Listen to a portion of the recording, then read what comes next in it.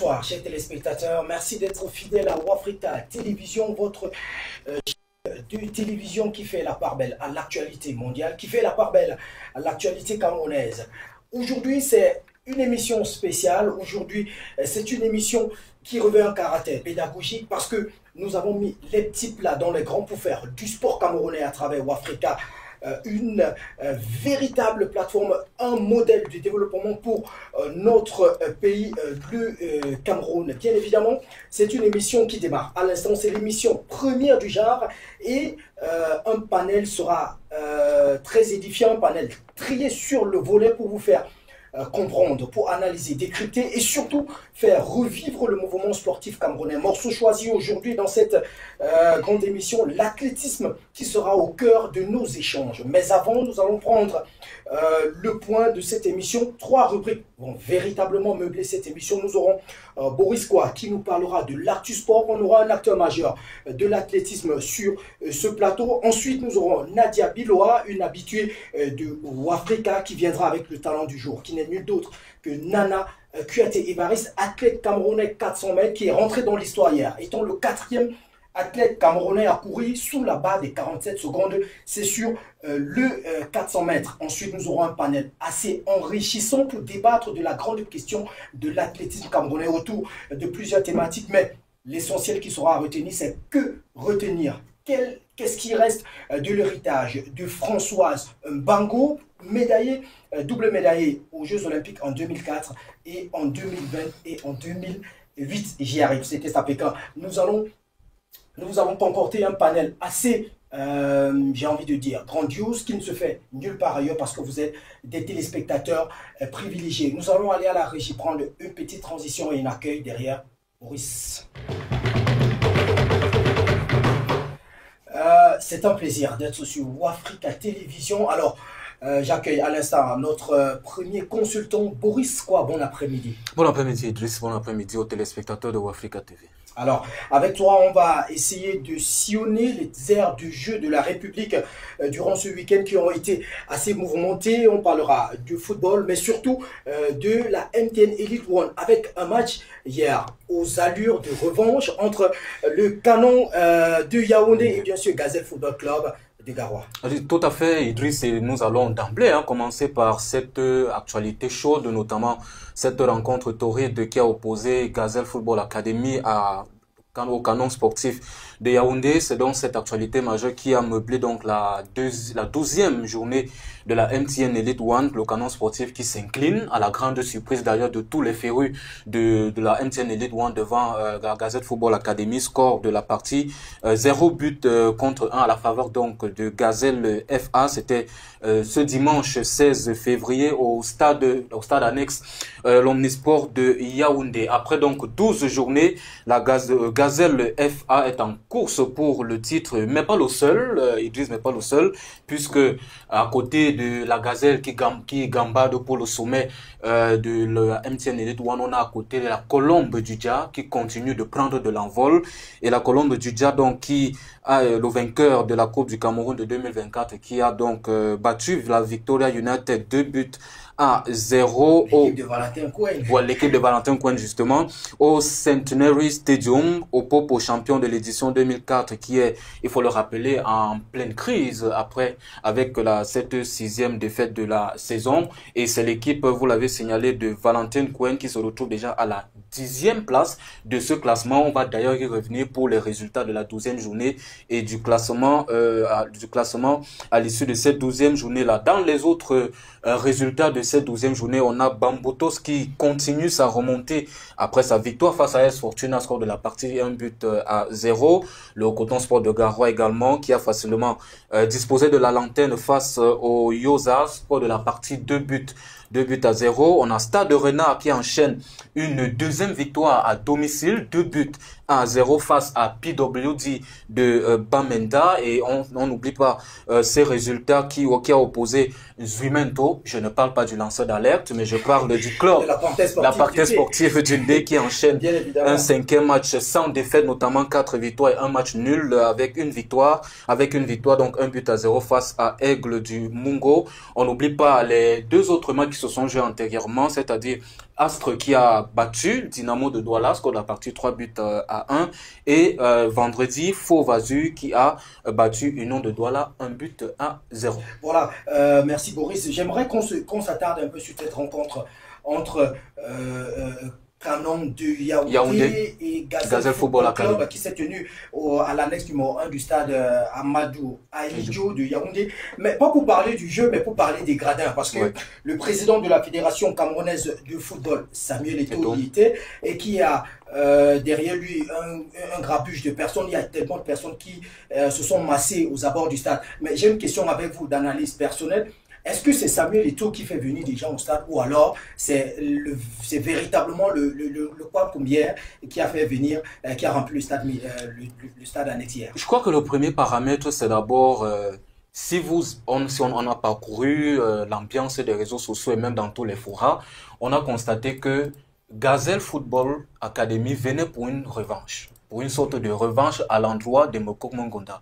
Parce que le canon sportif n'arrêtait pas de glaner un peu partout que voilà, Gazelle Football vient à domicile parce qu'ils estiment que, puisque c'est Yaoundé, et alors Gazelle Football Academy qui vient de Garoua viendra se faire laminer à domicile par le canon sportif. Mais grande a été la surprise, on connaît le résultat final de la partie. Donc, je crois qu'il y a d'abord cette motivation du groupe et cette motivation des supporters de Gazelle FA qui ont contribué à cette présence massive de supporters sur le stade, mais on n'exclut pas le paramètre de l'image de marque qu'incarne justement le président de la Fédération camerounaise de football, Samuel Eto'o. Je rappelle que ça a été une invitation surprise, ça n'a pas été officiellement annoncé qu'il devait être, qu'il devait faire partie justement des supporters de cette rencontre-là. Mais il faut dire que sur les réseaux sociaux, ça a pinaillé, ça a beaucoup parlé, et on va laisser les amoureux du football continuer de suivre cette actualité. Donc, vous aurez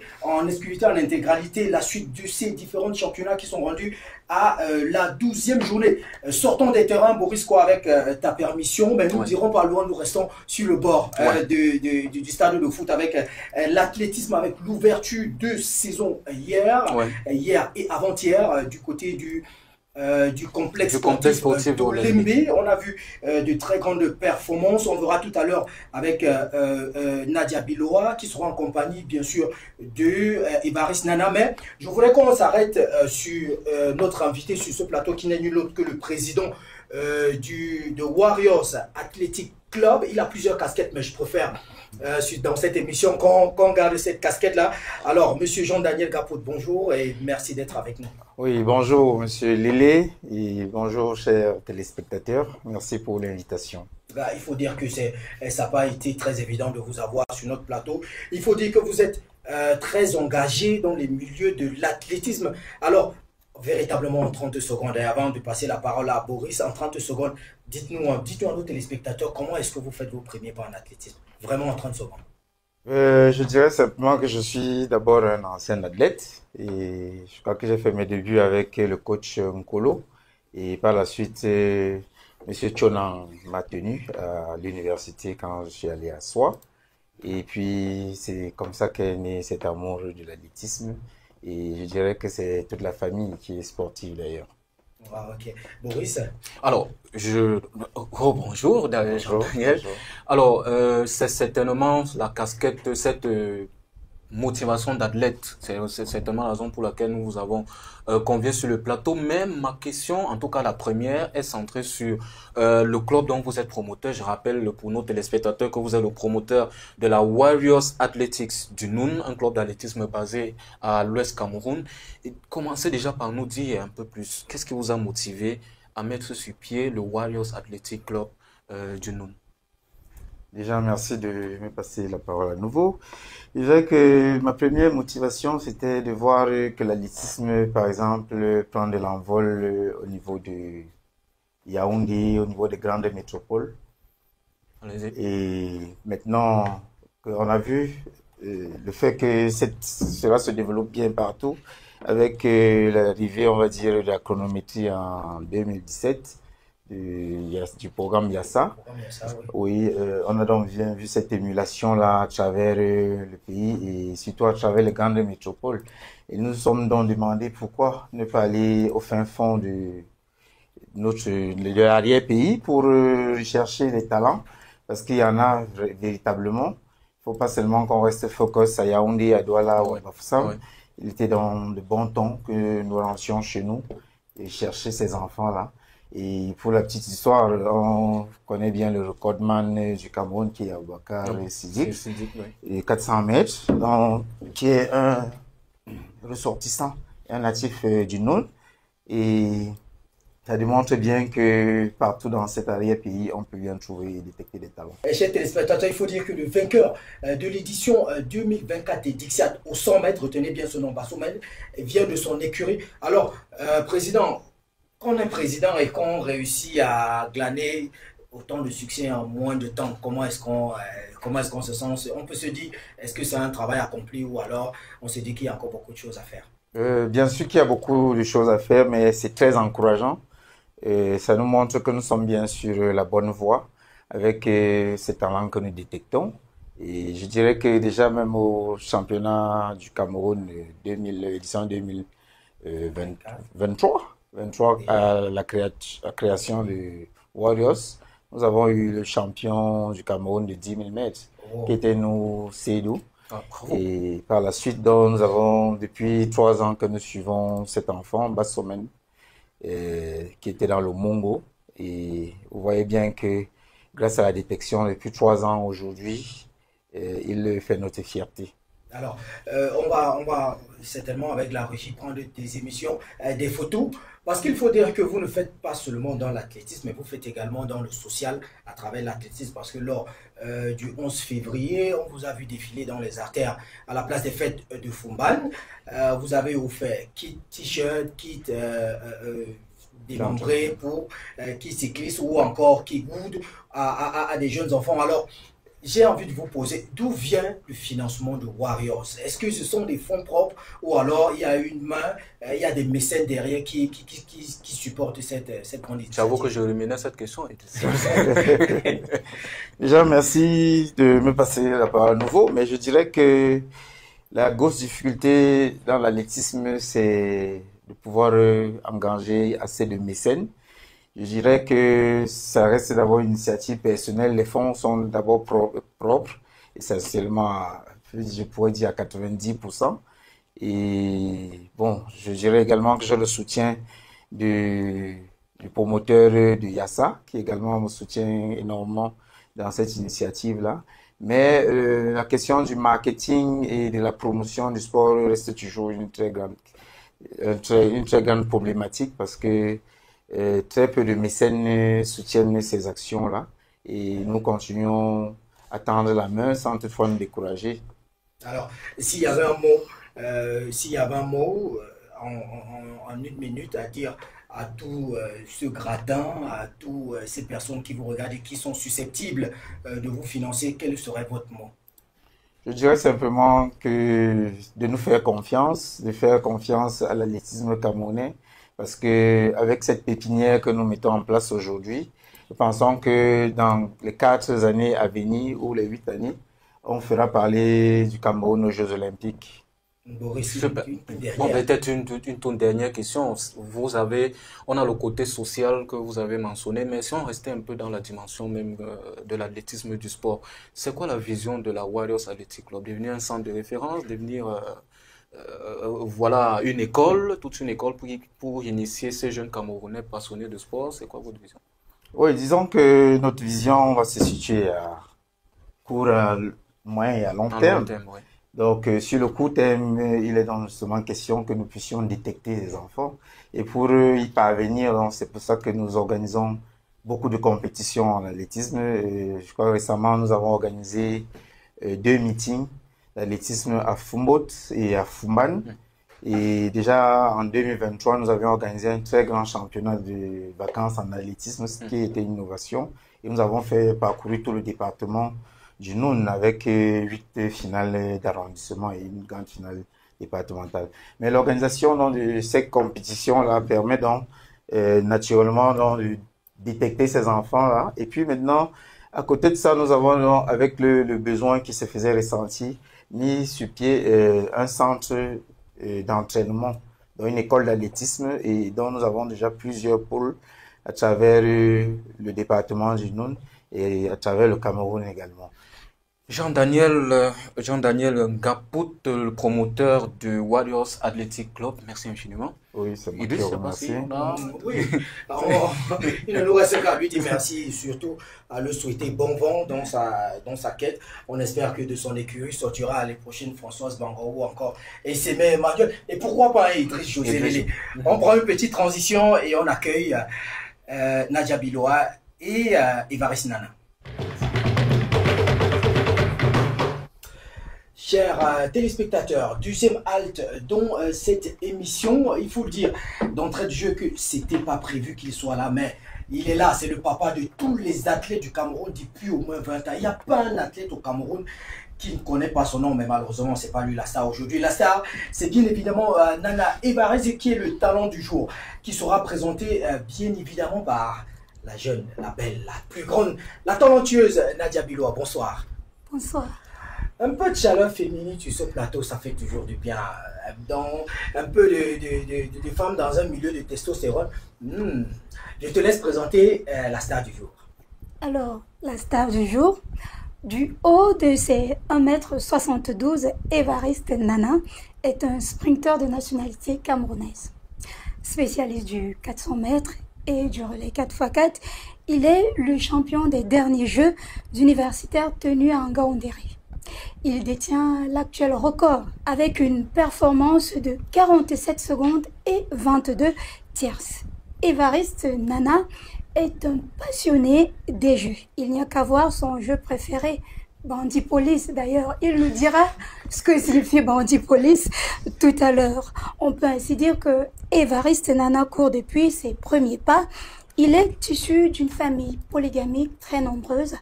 Des frères, des sœurs, des mamans, il en a, d'où son amour pour les enfants. Mais tenez-vous tranquille que sa coiffure ne vous trompe pas. Évariste Nana adore jouer certainement parce qu'il est né le 8 août 2000 et donc il n'a que 24 ans. Voilà.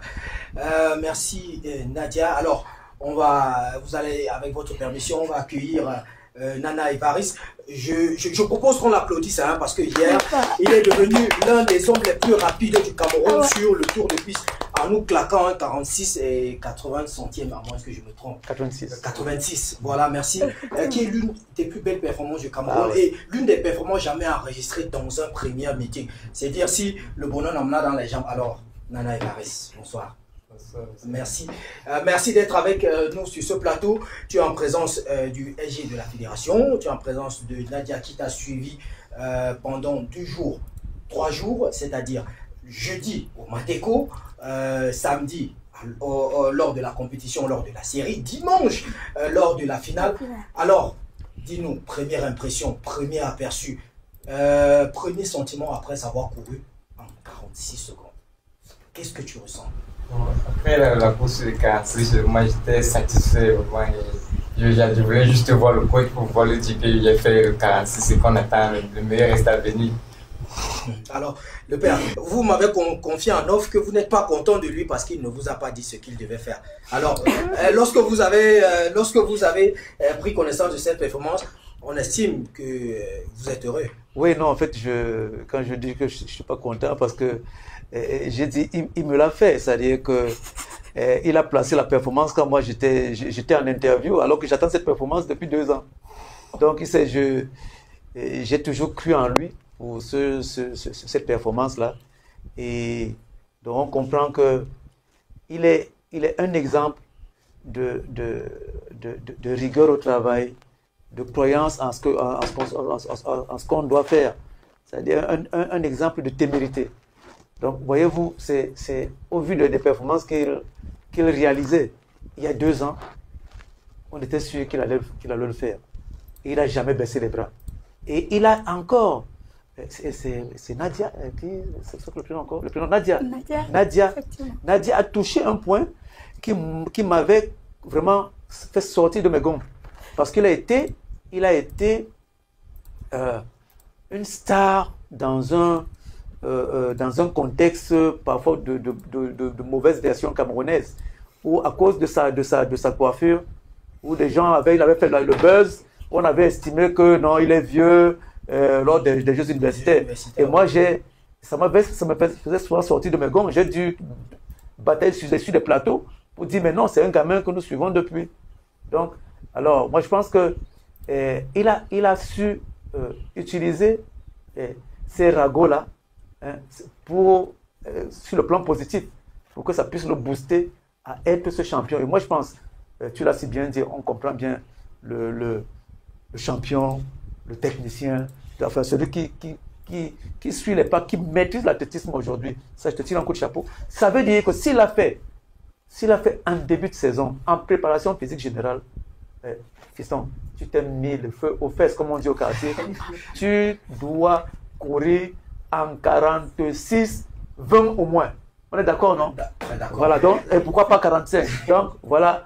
Donc, alors, nous sommes fiers parce qu'aujourd'hui, Tendap a quelqu'un qui peut le suivre. Et ça veut dire que les deux ensemble, le Cameroun va faire mal sur le tour de piste. Alors, Nana, dis-nous, comment s'est faite cette préparation pour ce meeting? C'est vrai qu'on a pris le temps de te suivre durant les entraînements, durant quelques jours, mais exactement, comment tu te sens lorsque tu entres dans les starting blocks pour réaliser une telle course?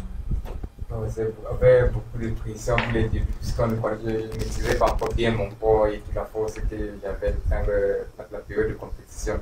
Donc, je me suis juste parti, on va essayer pour voir d'abord ce que ça donne avant de voir la prochaine compétition et pour pouvoir chasser d'autres performances. D'accord, il faut dire que avec la permission du SGI, il est membre de la Cameroun National Team qui était représenté le Cameroun au dernier championnat d'Afrique qui était au Cameroun. Il a fait le 400 mètres plat, il a fait le relais 4x400 mix et il a fait, si je ne me trompe pas, le relais 4x4 également du Cameroun. Alors, dans la première expérience de but en blanc, je te pose la question, comment est-ce que tu l'as vécu de t'être fait battu correctement, copieusement, tu me passeras le terme, sur tes propres terres par des étrangers? Ben, on comprend que, il faut le dire, les mots sont ce qu'ils sont. C'est vrai, ils m'ont vraiment battu, mais c'était pour moi une grande expérience. Parce que pour moi, ils sont venus, j'ai vu ce qu'ils font et ce qu'on fait ailleurs. Donc, je me suis mis au travail pour pouvoir les battre sur la prochaine rencontre. C'est que comme vous m'avez tapé aujourd'hui là, j'espère que demain vous êtes plus comme j'avais tapé, car c'est moi maintenant mon tour de vous battre. Ah d'accord, ça ce sont véritablement les paroles de champion. Quand il faut dire que le calendrier, il est chargé, Grand Prix à Yaoundé, à Douala, SG, meeting international de Yaoundé, également les Jeux islamiques, même si c'est un peu loin, mais c'est toujours gratifiant de faire ce genre de performance. Alors Nana, le coach nous a confié lors de son interview, il nous a dit principalement qu'il aime fouiner dans ta vie privée. Je ne vais pas trahir les secrets ici lorsque je dirais que celle qui partage ton cœur travaille avec toi dans le même club, elle est athlète. Alors comment ça se passe? Est-ce que quand tu as les problèmes avec elle, est-ce que tu arrives toujours à bien compléter? Est-ce que le coach s'y mise pour arranger ou alors pour te dire... Dis-nous un peu ça, dis-nous un peu. Bon, le problème c'est de livrer le chantier. Donc, il faut me livrer le chantier, peu importe ce qui se passe, il faut livrer le chantier. Livrer le chantier, je comprends pas livrer le chantier. Il faut faire le job. Il faut faire le job. Il faut donner le job. Peu importe ce qui arrive, on doit faire le job. D'accord, d'accord. Alors, s'il y avait véritablement un mot à dire à Nana, ce serait quoi à l'aune de tout ce qui arrive comme challenge pour le Cameroun? Mais déjà, je suis fier de lui. Je suis fier de lui. Et en fait, moi, il a dit quelque chose. Bon, c'est un peu ce que nous demandons, lorsque nous demandons à l'État que nous remercions chaleureusement. C'est que l'organisation des compétitions d'envergure, à l'instar des championnats d'Afrique, ont toujours un héritage à laisser. Et voilà le début de l'héritage. Les performances. Après ce genre d'événement, l'accueil de ce genre d'événement, il y a les performances, il y a l'explosion des participants, l'explosion des fans. Et là, on est en train de le voir. On a vu le premier meeting avec plus de 500 athlètes. C'est du jamais vu. On voit des belles performances à l'instar de ce qu'il a réalisé. Donc, je voudrais lui dire, fiston, il faut continuer. Et je voudrais maintenant embrayer vous dire à mon fils de coach, chapeau. Je lui ai toujours dit que je te mets le défi. C'est que quand tu réalises avec un, on va dire que c'est le hasard. Donc mets-toi au travail pour en faire un deuxième, un troisième, un quatrième, pour qu'on ne dise pas que c'est le hasard. Donc, on va peut-être dire que c'est une petite routine parce qu'il tenait dans le groupe, il tenait les coureurs du tour de piste, le 400 mètres, dans le groupe de Cameroun Sport, donc avec son mentor Kinang. Il tenait déjà ces coureurs qui sont passés, qui sont partis. Donc voilà, donc ça veut dire qu'ils étaient déjà habitués à ce tour. Mais comme apprenti, là maintenant, il a ce patron qui est au devant de la scène et je lui dis chapeau, chapeau, qu'il continue. Là maintenant, il doit continuer à produire d'autres champions et à lui à dire que ça ne fait que commencer.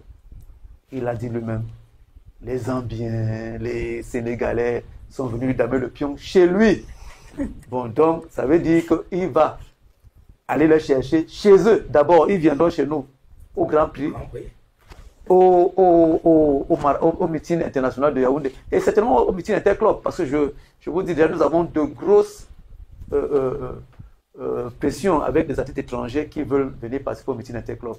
Donc, on va les accueillir, voilà, donc là maintenant la peur que j'avais pour pouvoir mettre le 400 mètres en compétition internationale, cette peur là se dissipe. Ça veut donc dire que maintenant on peut engager le 400 mètres en série internationale chez les messieurs, sachant que nous avons deux gros clients. Une question à notre champion. Quelle est la plus grande compétition à laquelle tu rêves participer? La plus grande compétition que j'ai participé sont les Jeux Olympiques. Sur les Jeux Olympiques. Je ne peux pas participer, mais de rentrer avec quelque chose. Ce n'est pas participer qui me tient dans ma tête, mais c'est de rentrer là avec quelque chose. Ce qui veut participer, c'est. Alors, Jeux Olympiques 2028, la cuvée, elle est lancée. Avec les athlètes hier qui se sont produits du côté du complexe sportif de l'Ebé avec de très belles performances. En dehors de Nana, on peut citer également Oyono qui sera peut-être pas, pourquoi pas, l'une des découvertes un jour dans cette émission qui lui également a sauté un saut à 6 mètres, à 7 mètres et 60 cm. Il faut dire que lui également est membre de l'équipe nationale du Cameroun, médaillé d'argent lors des derniers Jeux de la francophonie, c'était à Kinshasa. Alors, Nadia et Baris, je vous dis merci d'être passé par chez nous.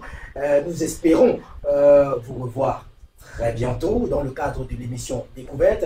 Nadia, c'est un plaisir. Plaisir partagé. Ok, une petite transition et on entre dans le vif du sujet.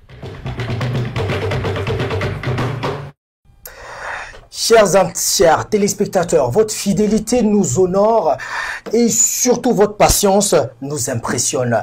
Nous entrons dans le noyau dur de cette émission avec le débat qui se veut scientifique, qui se veut respectueux pour un seul objectif, le développement du mouvement sportif camerounais et surtout aujourd'hui le développement de l'athlétisme parce que le Cameroun a tutoyé les sommets avec Françoise Bango, double médaillée d'or en 2004 et en 2008. Le Cameroun a tutoyé les sommets avec Joseph Batandon. Le Cameroun a tutoyé les sommets, il fut un temps, avec Auriol Dormo. Le Cameroun et encore fait parler de lui ces derniers temps avec Emmanuel Essémé qui a été le premier Camerounais à courir sous les 10 secondes. Ce que vous voyez devant vous, ce ne sont que des noms, ce ne sont que des personnes. Mais en back-office, il y a des personnes intelligentes qui mettent leur temps, qui mettent leurs moyens, qui mettent leur intelligence pour que ces athlètes, pour que ces personnes puissent briller de mille feux, pour que ces personnes puissent porter le vert ou jaune assez haut. Ces personnes-là, généralement, vous ne les connaissez pas. Raison pour laquelle Wafrika Télévision et IGL Media Group vous donnent l'occasion aujourd'hui de découvrir ces personnes au talent immense, à l'intelligence inouïe et surtout qui ont des idées pour faire du Cameroun pas la destination qu'elle est aujourd'hui, mais qui fera du Cameroun l'une des plus grandes destinations d'athlétisme au monde. Je commence par l'illustre qui s'est illustré en athlétisme par son génie, par son talent, par sa perspicacité. Il a été sur toutes les lèvres pendant un certain temps et même aujourd'hui encore. Ange Sama, ancien président de la Fédération camerounaise d'athlétisme, est avec nous ce soir. Bonsoir, président. Bonsoir. Et j'ai dit bonsoir à tous qui regardent Africa. Télévision. Télévision. Oui. Je ne suis pas habitué, c'est la première fois. C'est la première fois que je viens et puis remercie pour l'invitation, hein, qui m'honore et qui, voilà, qui fait que je puisse un peu parler de cette passion que j'ai eue d'une manière générale. Donc c'est toujours un plaisir de venir en parler avec ceux qui le savent et puis éditer les uns et les autres, hein. Le public qui nous regarde, nous écoute, qui puisse enfin savoir ce qui se passe. Voilà, merci. Je vais dire que le premier contact que j'ai avec vous, c'était à travers l'émission L'Arène. Vous avez posé une série de questions et dans mon jeune esprit, les réponses que vous avez apportées à ce moment-là m'avaient donné du baume au cœur. Mais d'abord, c'était la passion d'un jeune qui essayait de comprendre les rouages du métier du journalisme. Tout à côté de moi, encore un autre homme, autant illustre que son prédécesseur. Lui, il a gravi toutes les échelons jusqu'à poser son fauteuil au niveau du secrétariat général de cette fédération. Il est l'homme à tout faire. Il est partout. Il n'y a aucun athlète au Cameroun, vivant au Cameroun ou à l'extérieur, qui ne connaisse ce nom. Charles Carlos Kokoté, bonsoir. Bonsoir, Régis. Bonsoir, c'est un réel plaisir, comme je l'ai dit tout à l'heure. Et comme j'ai dit, je vous félicite également pour tout le travail que vous faites. Parce que vous permettez à nos sportifs, pas seulement les athlètes, d'être plus découverts encore, qu'ils soient au devant de la scène. Car voyez-vous, c'est pas l'athlétisme comme les autres sports mineurs, on doit toujours l'avouer, ne sont pas aussi connus à travers les médias que comme le football. Donc lorsqu'on a des médias qui vont vers les athlètes, on se doit de leur tirer le chapeau et de leur dire merci. C'est nous qui vous remercions de nous honorer, parce qu'on sait que vous êtes très pris à quelques 6 jours de la 30e édition du Monde Cameroun Race. On va en parler. Le troisième et dernier invité ce soir, c'est bien sûr Docteur Eric Koïza, coach d'athlétisme, ancien entraîneur, un membre très influent de l'athlétisme au Cameroun, qui lui également fait des pieds et des mains pour que les athlètes camerounais puissent très bien performer. Docteur, bonsoir. Bonsoir Idriss et puis bonsoir nos téléspectateurs. C'est un honneur d'avoir mes anciens coachs, mes anciens mentors et pères en athlétisme auprès de moi pour un échange sur la question de l'athlétisme. C'est vrai que c'est un sport qui a beaucoup à donner au Cameroun, qui a déjà beaucoup donné et qui a encore beaucoup à donner. Et je crois qu'il y a des hommes passionnés, tout ça qui sont là. Et puis Idriss, on a déjà fait plusieurs émissions ensemble. C'est toujours un plaisir de répondre favorablement à un échange qui concerne l'athlétisme avec toi. Alors, je commence avec toi pour notre première thématique, véritablement en 1 minute. Que retenir de la première journée du meeting interclub qui s'est déroulé samedi et dimanche au complexe sportif d'Olembe? Sur le plan de l'organisation, il faut dire qu'il y a eu beaucoup d'évolutions. Je vais tirer un chapeau au directeur des compétitions qui a décidé de prendre son rôle avec, ça on parle ici de Hervé Fuller, avec l'accompagnement du docteur Wamba. Ils sont en train de faire un bon boulot, et puis le SG aussi qui a mis sur place cette équipe, qui sont en train de vraiment faire avancer les choses de manière positive. C'est-à-dire que sur l'aspect général de la compétition, il y a eu une évolution dans le respect des horaires. On se retrouve un peu plus dans les horaires et puis un échange qui est revenu avec les entraîneurs et les officiels techniques. Ça, c'est déjà... Et il faut apprécier à ce niveau. Et puis maintenant, sur le plan des athlètes, c'est la première compétition de la saison, c'est la reprise. C'est vrai que pour les ligues organisées, c'est un. Mais là, c'est le premier contact de la saison. Et c'est via un échange qu'on a eu qui a fait en sorte qu'on commence en février. Et ça donne le temps aux entraîneurs de mettre pour finir les préparations. Et puis, on peut voir, vous étiez tout à l'heure avec le jeune Nana, pour voir que c'est un peu, ça commence à produire des fruits. Cette performance qui est de classe pour un début de saison, une performance comme celle-là pour un jeune. Je suis encore plus fier de cette performance parce que c'est un élève que j'ai eu le play, en 4e qu'on a eu. Il était dans le groupe Sport, Cameroun Sport, oui. Puis on a commencé avec le coach Kinan. Et ce sont ces efforts que nous avons faits pour prendre la base. Et dans cette compétition avec les kids, il y a aussi beaucoup de compétitions de jeunes qui ont été introduites. Ça veut déjà dire que d'ici 5-10 ans, comme on l'a souvent pensé, on peut avoir, c'est quoi, Sydney 2032, le Cameroun peut avoir une véritable équipe sur cette base. Donc, sur le plan des performances, c'est moyen, c'est normal, c'est la reprise, mais certains ont déjà commencé à donner le ton, comme Nana. Il y a aussi John Modio avec 2 mètres 12 en hauteur. Ce sont des performances qui sont allouées pour cette période de la saison. Et puis, en se disant qu'à la prochaine compétition, on aura un peu plus. Les entraîneurs ont pris note. Nous étions là, il y a les vidéos, tout le monde a pris note. Et puis, on s'est dit, d'ici le Grand Prix, on peut avoir de nouveaux records. D'accord. Alors, Président, vous qui avez travaillé pendant longtemps dans cette fédération, on a 2 performances qui viennent éclabousser ce meeting. On a Nana Kouyaté en 46-89. On a Modio, comme le citait le docteur, en 2 mètres 12. Des performances à féliciter. Est-ce que vous avez eu le temps de suivre cette actualité, ce premier meeting? Si oui, dites-nous ce que vous en pensez. Non, j'ai pas suivi, hein, parce que je devais être le train entre Douala et Yaoundé, donc j'ai pas pu être là. Mais bon, j'ai suivi les résultats, c'est tout à fait. D'ailleurs, j'ai donné une petite prime à Nana, parce que c'est quand même époustouflant. C'est-à-dire que cette performance en début de saison, c'est très bien. Maintenant, on espère que quand cette performance se fait comme ça en début de saison, il faut qu'on puisse pouvoir suivre cet athlète pour qu'il maintienne, n'est-ce pas, le niveau de cette performance. Il ne faudrait pas que ce soit en début de saison et après, en allant plus en profondeur, comme on dit, plus en longueur, plus dans le temps de la compétition, il n'a plus le temps. D'autant plus que je le félicite parce que c'est quand même un étudiant de Polytech. Et vous savez qu'à Polytech, il faut allier le sport et les études et ça rigole pas du tout. C'est pour dire que c'est un véritable talent.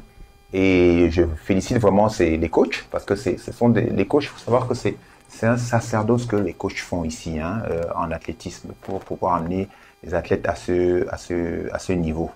Et je pense qu'il faut vraiment les féliciter, encourager ces jeunes et puis le mettre dans des conditions maintenant idoines.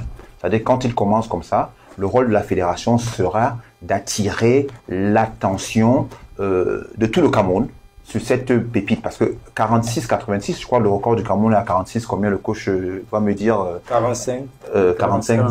Son coéquipier. Voilà, son coéquipier. Donc, vous voyez, donc c'est pour vous dire que quand il va aller comme ça, il va aller encore très vite. Donc moi, félicitations pour cette performance, vraiment qui encourage et qui fait en sorte que la fédération, les dirigeants de la fédération peuvent essayer de marcher le torse bombé. Mais il ne faut pas que ce torse se dégonfle avec le temps. Avec le temps, c'est compris. Alors, je connais votre sentiment parce que au sorti de ce meeting, je vous ai interviewé. Wafrika vous a tendu son micro. Mais en direct à nos téléspectateurs, forcément, vous avez quelque chose sur le cœur de façon générale pour cette compétition. Non, je suis d'avis avec mes 2 co-panélistes. La performance en athlétisme se construit difficilement. Et le président Ange Samala dit, les entraîneurs, ils font un travail énorme. Et moi, au niveau de la fédération, j'en avais fait mon combat. J'avais fait mon combat au point que tous les présidents qui étaient avec moi savaient que je prenais des coups auprès de certains dirigeants du pays parce que je défendais toujours les entraîneurs camerounais. J'ai toujours dit que on juge difficilement les entraîneurs camerounais parce que les athlètes ne sont pas dans de très bonnes conditions. Alors, on voit les entraîneurs des pays de l'Hexagone, des pays européens, américains, parce que leurs athlètes sont dans de meilleures conditions. J'ai toujours dit qu'on évalue 2 entraîneurs, on compare 2 entraîneurs quand les athlètes sont dans les mêmes conditions. Donc, les enfants qui s'entraînent au Cameroun, l'entraîneur parfois a peur, je parle sous le contrôle de 2 entraîneurs, parce que tous les 2 étaient entraîneurs. Parfois, tu as peur de mettre un peu plus de volume, un peu plus d'intensité dans le travail, parce que tu sais parce que la tête va manger demain. Donc, ça fait que aujourd'hui, avec le temps, ce temps-là doit nous donner raison que les entraîneurs camerounais sont de bons entraîneurs. Et Nana Kouyaté, aujourd'hui, c'est un résultat parmi tant d'autres. Il y a eu Tendap, Alors que le 46, c'était un miracle. Au produit 46 sur le chrono électrique, c'était un miracle au Cameroun. Il y a eu et toi, Martial également. Martial. Donc, c'est pour dire que dans cette performance-là, on comprend que les entraîneurs camerounais sont passés à un niveau supérieur.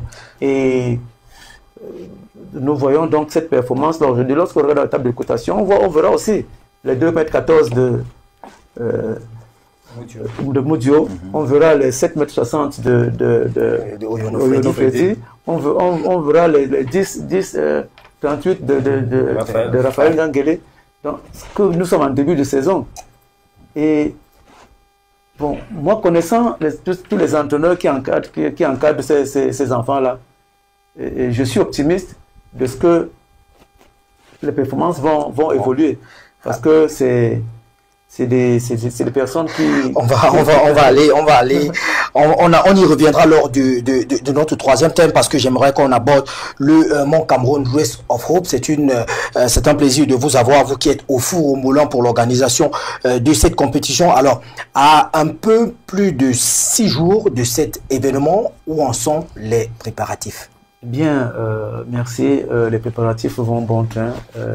Le comité central d'organisation qui est piloté cette fois par le secrétaire général du ministère des Sports, mais copiloté par le président de la fédération, travaille d'arrache-pied pour que la compétition puisse connaître le succès escompté.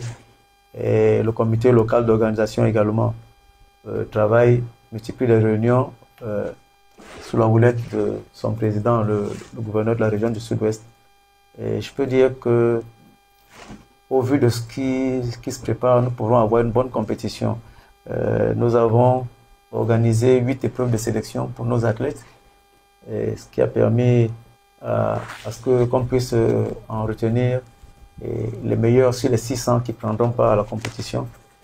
Et nous essayons également parce que c'est la 30e édition de la course de l'espoir, c'est un événement spécial, de mettre des ingrédients pour que cette compétition puisse avoir une autre connotation sur le plan sportif, déjà avec l'introduction de nouvelles forces, à l'instar de l'Ouganda, qui en sera sa première participation, et également des athlètes UP comme la championne du marathon des sables du Maroc, mais également au niveau culturel, parce que c'est un événement qui allie sport, culture et tourisme, et nous mettons un accent pour la valorisation de notre culture. Donc, ce sera donc l'occasion d'organiser 4 jours de fêtes culturelles. D'accord. On peut dire que donc, ce sera un événement que nous espérons être un grand succès. Alors, Président, vous qui avez organisé plusieurs Mont Cameroun, aujourd'hui 30 ans en arrière, que retenir de cette grande compétition? Parce que dans mon esprit de petit gamin tout petit, on n'avait qu'un seul rêve, attendre l'ascension du Mont Cameroun, qui revêtait un peu plus que du sportif, mais également à la chute du SG, c'était culturel, c'était une grande manifestation que tout le peuple camerounais attendait. 30 ans après, qu'est-ce qu'il reste de cette compétition? Est-ce que d'après vous, c'est une compétition qui aujourd'hui grandit en valeur, ou alors qui a encore quelques couacs? Non, je peux dire que 30 ans après, quand même, je crois que la course de l'espoir devait aller au-delà de ce que nous avons maintenant. Bien sûr, il y a eu des problèmes sécuritaires qui ont certainement freiné un peu l'élan et l'engouement de ce qu'on peut donner à cette compétition, de cette visibilité. Donc, ça a certainement ralenti, parce que je pense d'ailleurs même que le nombre d'athlètes, pour les raisons de sécurité, on a dû baisser le nombre d'athlètes à 600. Parce qu'à l'époque, on atteignait déjà les 1000 et montait. Voilà, 1200. Donc, vous savez, en 1200, ça permet aussi d'avoir beaucoup d'annonceurs. Vous savez, plus il y a du monde, plus ça attire les annonceurs. Donc, je pense que il y aura encore du chemin à faire. Il va falloir que plus d'annonceurs. J'ai pas suivi les chiffres, donc je peux pas m'avancer en termes de sponsoring ou de ce qu'ils ont fait. Je peux pas m'avancer là-dessus. Mais ce que je veux quand même reprocher à la fédération actuellement, c'est le lack of communication. C'est-à-dire qu'il y a de moins en moins une communication. C'est parce que je suis complètement out. Peut-être le secrétaire général va me dire que je suis complètement out. Mais il faudrait qu'on redonne de l'effervescence à cette compétition, qu'on remette tous les acteurs qui viennent à l'intérieur, que ce soit les médias, etc., qu'ils aient une petite compétition entre eux, qu'on puisse réorganiser ce que le secrétaire général a voulu faire à une époque, mais bon, je sais pas pourquoi ça n'a pas marché, les débats télévisés sur la course de l'espoir, sur les petits champions qu'il peut avoir, etc., pour donner de l'envie. Et développer maintenant, au-delà du côté culturel, passer à la vitesse du côté économique. Hein, parce que bon, c'est vrai qu'il y a la petite foire là, mais qu'il faudrait que ce soit un peu plus percutant. Et donc, je pense que attirer le maximum d'annonceurs qui viennent pour l'événement là, c'est vrai que c'est difficile. Et c'est pour ça que je prie toujours tous nos frères du Sud-Ouest qui ont des problèmes politiques, de faire que le rôle reprenne son véritable rôle, le sport prenne son véritable rôle, qui permettent que pendant qu'il y a un événement sportif important qui est pour le Cameroun, on fasse une trêve et qu'on laisse tous les sportifs venir dans cette zone qui, ma foi, que ce conflit, ce que j'appelle conflit entre guillemets, s'arrête, ça va laisser des séquelles inutiles parce que tout le monde aura toujours peur de venir. Alors que ce serait bien pour le Cameroun que pendant cet événement, on fasse une trêve et tout le monde est en sécurité. Après, bon, s'ils veulent faire ce qu'ils veulent faire après, ils revendiquent ce qu'ils revendiquent, hein, qu'ils le fassent après. Hein. D'accord, président. Voilà. Alors, coach, avec vous, on va rester véritablement sur les athlètes. On a eu Gottlof Darciboui, on a eu Bacha Eric, on a eu plein de ces athlètes-là qui ont honoré le Cameroun de victoire. On a eu la reine du bon Cameroun qui s'est fait construire une maison, je crois, par la Fédération camerounaise d'athlétisme. Elle a eu de nombreux prix à travers plusieurs manifestations. Elle a même eu une statue à son honneur. Alors, aujourd'hui, qu'est-ce qui reste de cet héritage 30 ans après? Est-ce qu'il y a aujourd'hui, il y a des athlètes femmes au Cameroun capables, je pose la question à vous, en tant que technicien, capables de relever ce défi-là? C'est un défi, il y a des performances parfois qu'on n'égale pas dans une certaine génération. Et que les conditions, l'envie qu'elle avait, la persistance qu'elle avait eue dans son travail, ce n'est pas le même engouement aujourd'hui. Les athlètes ont un peu la même force. Il y a beaucoup de rivalités aussi aujourd'hui. Il ne faut pas oublier qu'avec le temps, le montant alloué qui est monté a fait en sorte que la rivalité s'est vraiment intensifiée. Parce qu'à l'époque, on a commencé quoi? Le président, c'était 1 million. Après, c'est monté à 3 millions. Et puis, on est monté à 10 millions. Donc, à 10 millions, vous avez vraiment le challenge. Le challenge devient vraiment grandissant. Et puis, comme on dit tout à l'heure, malheureusement, avec la crise qui a commencé il y a presque 10 ans aujourd'hui, les athlètes n'ont plus véritablement l'opportunité de s'entraîner. Parce qu'il faut se familiariser, le monde ne se prépare pas en octobre comme les gens pensent. Après l'édition, à partir de mars, quand les gars terminent, autre temps en juillet, ils vont commencer l'entraînement. Hein. Parce que le monde, moi j'aime soit le classé, soit titillé, je l'avais titillé que ça ressemble aux East Games. On devait appeler Red Bull pour venir là. Mais j'ai eu la chance en 2006 de faire le parcours jusqu'au sommet en tourisme. J'étais avec certains amis. On a fait en tourisme. C'est un parcours, je suis revenu. Oui, c'est vraiment une aventure parce que, comme je disais tout à l'heure, c'était un rêve d'enfance. On était souvent derrière le petit écran, on regardait et puis on a formé les athlètes qui allaient au sommet. J'ai dit, il faut que j'aille un peu. Il faut que j'aille un peu voir comment ça se passe en haut. Et quand je suis revenu ce jour, j'ai dit, il faut avoir le courage pour le faire. Je comprends pourquoi parfois les gens abandonnent. Et ce n'est pas seulement une course d'athlétisme, c'est une course de la vie. Parce que quand tu arrives là-bas, tu te poses des questions. C'est le relève, c'est un tourisme. Je me dis, le volet culturel, touriste, qu'il faut qu'on développe encore, peut-être avec le ministère de la Culture. Parce que c'est un joyau de la nature quand tu arrives au monde. Quand au fur et à mesure tu montes, tu es bluffé par ce que la nature nous a donné. C'est vraiment un lieu à visiter. À un moment, tu vois Douala comme c'était à Devant, tu vois les gozos de l'autre côté, tu vois Malabola. Et le relief qui change. Il y a une plante qui ne pousse qu'au sommet du monde. Ces fameuses fleurs, ça ne pousse qu'au sommet. Tu ne vois ça nulle part sur mon sommet. Donc, ce sont des trucs à aller voir. Mais comme sur le plan purement sportif, c'est une course qui demande beaucoup de préparation. C'est pour ça que les performances n'ont pas changé beaucoup. Et les performances de Sarah, ça serait un peu plus difficile. Il y a c'est Catherine qui fait encore l'effort, qui était encore parmi les vétérans. Tata Karim, mais c'est pas facile. Ça ne serait pas facile. Parce qu'entre temps aussi, même nos autres sont les élèves qui sortent de la même région, donc les deux régions anglophones. Parce que le relief qu'il y a à Bamenda a été un peu avancé, ressemble un peu à ce qu'il y a au Mont. Mais la crise étant en train de sévir là-bas, ces athlètes n'ont pas vu véritablement l'opportunité de s'entraîner en sécurité. Donc, il y en a qui se sont rabattus complètement à l'ouest et ou dans le monde. Ça fait que c'est pas vraiment ça. Ce relief n'est pas vraiment passé. On ne peut pas vouloir attaquer un mont de 4000 mètres d'altitude. Tu t'entraînes à moins de 1500. C'est à 4000 et puis à 1500, tu ne peux pas t'entraîner. Alors, coach, pour vous relancer, véritablement, vous, le coach, dans ces conditions-là, il faut bien qu'il participe à cette compétition. Il faut bien qu'il continue de rayonner. Comment est-ce qu'on adapte l'entraînement lorsque les conditions sont difficiles? Vous, comme ils ont fait là, il faut changer d'environnement et puis provoquer, comme on dit, soit parfois les entraîneurs ont dit il faut. Puis on va en altitude, donc ça veut dire qu'il y a la rareté de l'air. Commencer à trouver des séances qui permettent de travailler sur des endroits où il y a une rareté de l'air. Je pense que là, il faut partir plutôt dans l'altitude. Aller plutôt dans la Damawa. Il faut peut-être plutôt aller en Grande-Rue où ils ne sont pas en altitude avec un climat moins oxygéné. Je pense que c'est un endroit là-bas où c'est que beaucoup de colons n'ont pas encore su, mais quand on regarde les cartes géographiques et climatologiques du Cameroun, c'est une zone qui donne un peu ce type de climat où on peut rester sans oxygénation véritable. Ce n'est pas la même ventilation qu'ici. Donc, peut-être qu'il faut aussi aller voir là. C'est vrai qu'ils n'ont pas des très gros monts. Ils sont les chaînes, mais peut-être sur les pieds de la falaise, d'aller travailler là parce que c'est vraiment. C'est difficile. Alors, coach,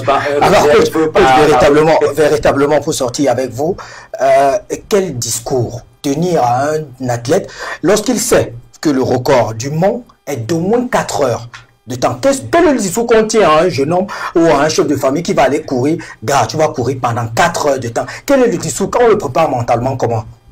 Parce que je vous assure, moi qui dois courir 10 secondes sur un 100 mètres, il me faut une préparation mentale. Là, je parle de 10 secondes, mais quelqu'un qui doit courir 4 heures de temps. Ça se prépare pendant un jour. C'est-à-dire, comme je disais tout à l'heure, préparer un champion, c'est comme faire pousser un baobab. Le baobab, c'est un des arbres, le bilinga, sont les arbres. Les valeurs aujourd'hui, parce que ce sont les arbres qui prennent le temps pour maturer. Ce sont des arbres qui prennent le temps pour avoir de cette envergure. Il faut commencer par travailler la profondeur avant de travailler la hauteur. C'est-à-dire qu'un arbre qui doit résister, c'est l'arbre qui, le baobab, fait plus en descente qu'en montée. Pour voir les racines sont plus en profondeur, il faut être ancré sur le plan psychologique, sur le plan physiologique. Il y a une grosse fondation. Et ça qui dit on improvise, ce n'est pas la performance. Ça se travaille et pas palier. Et avant qu'il n'arrive à vouloir s'attaquer à un record, il faut d'abord qu'il ait... Là, c'est même pas le record. Ça veut dire que lui, il peut courir pendant 5 heures de temps. C'est ça qu'il dit. Dans la préparation, comment se discours. La préparation, après ça se prépare, il y a des séances et des techniques qui... c'est comme à l'école, on dit souvent, tout de la vie pareil. Autant tu ne peux pas pour faire ton bac, pour aller au bout de 7 ans, autant tu prends ton alerte. À chaque enseignant, à chaque coup, il y a un discours. Aujourd'hui, il faut faire comme ça. Ça va faire mal, mais il faut supporter. Donc, on amène par dose homéopathique, on donne des petites doses, Et le gars prend goût, il commence à pouvoir courir 3 heures, après il résiste 4 heures, après il va à 5 heures. Après, on augmente l'intensité pour le revenir à 4 heures pour avoir un peu plus de vitesse parce qu'on prend le volume. Après, on commence à ajouter la vitesse. Donc, il doit être capable de courir 7 heures. Après, on augmente l'intensité pour qu'au lieu de faire 2 km à heure, tu fais 4 km à heure, ça va te revenir à 3 heures ou 4 heures de course. Donc, il faut cette intensité qui vient après qu'on ait pris de volume. D'accord. C'est la fondation. Je ne vais pas interroger ici l'ancien président, mais je vais interroger l'ancien coach. La même question, quel est le discours qu'on tient à un athlète à 24 heures d'une échéance comme l'ascension du Mont Cameroun? Non, le discours va être simple, comme il a dit, le discours de l'entraînement d'abord. Parce que s'il s'est entraîné, il est sûr qu'il va être prêt. Maintenant, pour affronter dans cette colline, lui dire, comme on va dire au Cameroun, c'est l'homme qui a peur, sinon il n'y a rien. Donc, il y a ce discours pour dire qu'il a été entraîné, il peut le faire. Et qu'il faut qu'il sache que quand il va, c'est d'abord pour son plaisir. Il ne part pas d'abord pour dire que je vais gagner ce que j'ai à gagner. Mais je pars d'abord pour mon plaisir personnel parce que je me suis entraîné, je vais voir mes capacités et aller au-delà. Et donc maintenant, il y a ce challenge qu'il faut remettre en lui et franchement lui dire que là où c'est fort, tu arrêtes. et lui dire que s'il revient, parce que vous savez, nous en athlétisme aussi, je crois que c'est un peu différent avec certains sports, on a l'art de pouvoir se gueuler même avant de compétir, de commencer à compétir. Alors, lui dire que quand tu vas revenir là-bas, si tu rates là, les autres sont là, ils te regardent. On va se moquer de toi. Donc, il y a cette motivation, il y a ce humblé. Après, on va lui dire que, vraiment, Sarah avait fait ça. Hein. Donc, toi, un père comme toi, tu ne peux pas le faire. Donc, il y a tous ces ingrédients qu'on va mettre à l'intérieur. Et puis, vous avez des coachs qui vont vous dire que moi, je peux encore gagner là-bas. Hein. D'accord. Sincèrement, vous êtes... c'est pas un abus de langage, vous êtes le père de tous les athlètes. Hein, il n'y a pas un athlète au Cameroun que vous ne connaissez ni le nom, le prénom et la performance.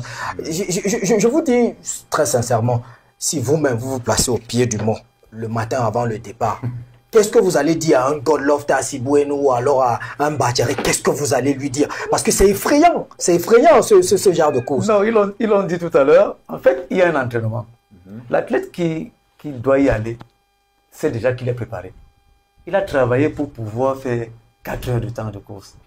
Maintenant, il y a la motivation extrinsèque qui est la prime également. Comme Ange l'a dit. Donc, il sait qu'il va aller chercher l'argent. Et ou bien, quand il va rentrer, on va dire que c'est l'autre qui a pris. Donc, il est déjà prêt. Il a travaillé avec ses entraîneurs pour pouvoir courir 4 heures, 5 heures de temps. D'accord. Donc, et là, il sait qu'il doit aller, déjà battre son record, son record précédent, son record précédent. Et dès qu'il a déjà battu, c'est une première victoire. Maintenant, au bout, il y a la prime. Il se dit que si je suis parmi les 50 premiers, j'ai la prime. Je ne dois pas être parmi les 50 premiers. Et puis, bon, ils l'ont encore évoqué tout à l'heure, nous avons tout notre défi. Il ne faut pas qu'ils prennent la clé. Voilà. Qu'ils ne soient pas derniers. Donc, non, la motivation, elle est là.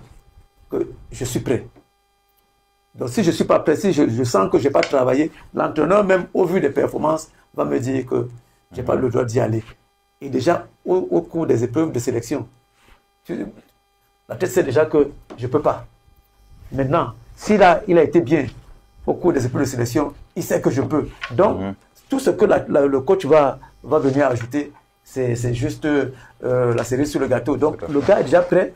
Il sait que je dois aller essayer de faire un peu comme tout ce que ces filles, elles savent qu'il y a une reine de la montagne.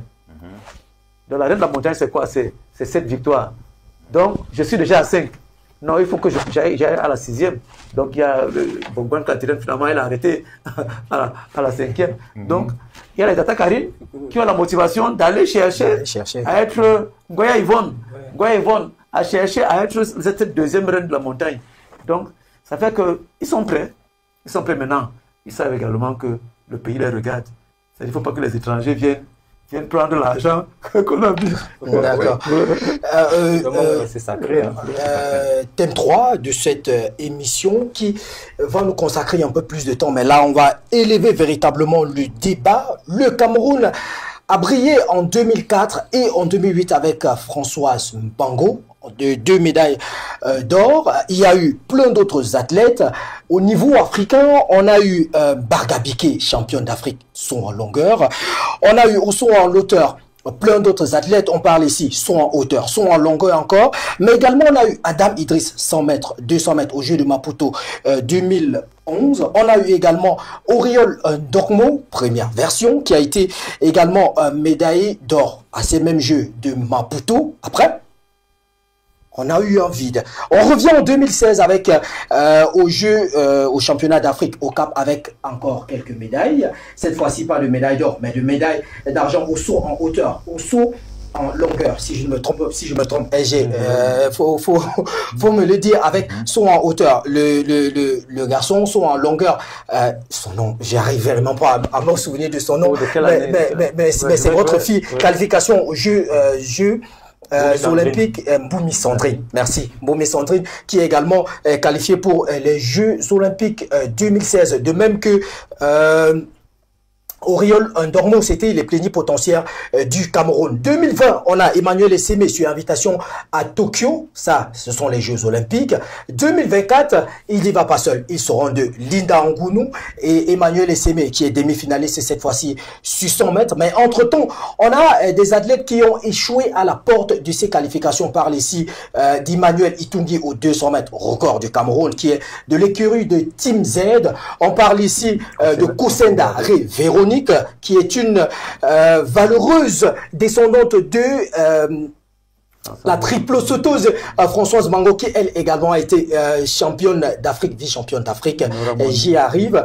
On parle également de Noura Moni au lancer de disque. Ces athlètes, tant d'athlètes qui ont échoué aux portes des Jeux Olympiques, tant d'athlètes qui auraient pu porter un peu plus haut le drapeau du Cameroun. Alors, Président, s'il faut s'arrêter à ce niveau, qu'est-ce qui n'a pas marché? Rien n'a marché. rien n'a marché. Hein. Enfin, non. Ce qui, moi, je pense, ce qui n'a pas marché, c'est que la politique sportive, d'un point de vue national, ne suit pas. Honnêtement, je le dis toujours, on aura beau faire tous les efforts qu'il faut faire, se sacrifier, mettre les moyens, mais si l'ensemble ne suit pas, ben, ça ne va pas suivre de l'autre côté. Ça ne suivra pas. Ça ne suivra pas du tout parce que vous allez vous battre. Le secrétaire général va se battre pour appeler les gars de la Légion étrangère, comme on les appelle souvent, pour qu'ils viennent ici. Ils vont venir, mais si les conditions ne sont pas idoines, ils ne sont pas motivés, ils viennent faire la javette, ils disent bon, on m'a acheté le billet d'avion pour venir me promener. Si vous avez des athlètes, comme on l'a dit tout à l'heure, vous savez pas ce que votre athlète a mangé, comme l'ancien entraînement, vous avez peur, vous mettez le frein parce que vous ne savez pas comment il va compétir, ça, il y a un problème. Donc, il faut mettre en place un système de motivation. Pas forcément par la fédération peut aussi le faire, mais il faut que le gouvernement, et je le redis et je le martèle, puisse encourager. Le football, par exemple, vous payez les footballeurs. Attendez, excusez-moi. Deuxième division. Deuxième division, ils ont un salaire. Alors, excusez-moi, les athlètes qui vont en compétition internationale, ils n'ont rien du tout. Ça, c'est déjà un problème crucial. Il faudrait peut-être revoir ça à la base et voir les conditions. Il y a une époque, effectivement, avec l'ensemble de la fédération, on avait fait une proposition de soutien financier aux athlètes, d'accompagnement en fonction donc, des catégories. La catégorisation du niveau, pas la catégorie, le niveau. Vous avez le niveau olympique, vous avez une bourse, ça vous permet de vous suivre. Niveau mondial, parce que le championnat du monde et olympique, c'est quand même deux choses différentes, parce que l'olympique, c'est le Graal, c'est vraiment le sommet, le championnat du monde. Le championnat d'Afrique, il faudrait pouvoir remettre ce niveau pour que les athlètes aient des primes, qu'on puisse les suivre. Voilà Nana actuellement là. Est-ce qu'on a demandé ce qu'il mange quand il rentre le soir? Comment il étudie? Est-ce qu'on peut aménager un programme, je vais pas dire scolaire, je vais dire universitaire, pour lui, pour pouvoir l'encourager? Ou bien on va laisser la fédération s'amuser à faire au matin petit bonheur quand on peut rencontrer quelqu'un qui vient lui donner 2 équipements, qui vient lui dire que bon, on va t'entraîner, tu vas aller faire ça? Non, il faut qu'on arrête avec ça. Il faut que l'État mette véritablement sa politique de développement sportif et dans toutes les disciplines. Parce que c'est toutes les disciplines qui apportent du plaisir. Moi, je me rappelle, quand Essémé, je vous dis, j'étais à l'Omnisport, j'ai dit que bon, je m'en vais vivre l'ambiance. Mais quand Essémé, je crois que ma voix est même partie, donc Essémé était au départ, mais c'est tout le bar qui a fait silence. On a dit, les Camerounais sont là. Et façon dont tu l'as couru, chacun a dit, ouais, il est en finale, non, il n'est pas en finale, oui, il est en finale. Bon, de toute façon, même s'il est en demi-finale, c'est déjà notre finale. Donc, c'est pour dire le niveau élevé. Donc, il faut qu'on puisse encourager, l'État doit encourager ça. Moi, les gens se fâchent contre moi quand ils disent, dans ces cas, il faut qu'on ferme la FECAFOOT, on donne l'argent là aux autres disciplines. Alors, Président, je reste avec vous. Tout ce que vous avez énuméré, ça demande du financement. Si l'État joue les abonnés absents, si vous revenez un jour à la fédération, ou bien si vous avez des propositions à faire à la fédération sur le financement de ces athlètes-là, ce serait quoi? Ce serait quoi l'aboutissement? Est-ce que ce sera par le marketing de ces athlètes? Est-ce que ce sera par une communication un peu poussée? Parce que si, à suivre vos chroniques après les championnats d'Afrique, vous avez décrié le manque de communication et le manque de stratégie marketing derrière cette compétition. Oui, bon, déjà c'est bon. J'ai décrit le manque de communication de la compétition, mais pas du suivi des athlètes. C'était différent. Hein. Et le secrétaire général, c'est que je leur avais écrit une lettre pour dire qu'attention, nous n'êtes pas en train de communiquer sur le championnat d'Afrique. Bon, ils avaient certainement des problèmes financiers où l'État avait promis les ronds. Et on a sorti à la dernière minute, comme on fait d'habitude, pour que le sac Banjok se promène et qu'on soutient ça en route entre le ministère des Finances, le ministère des Sports et la fédération. Bon.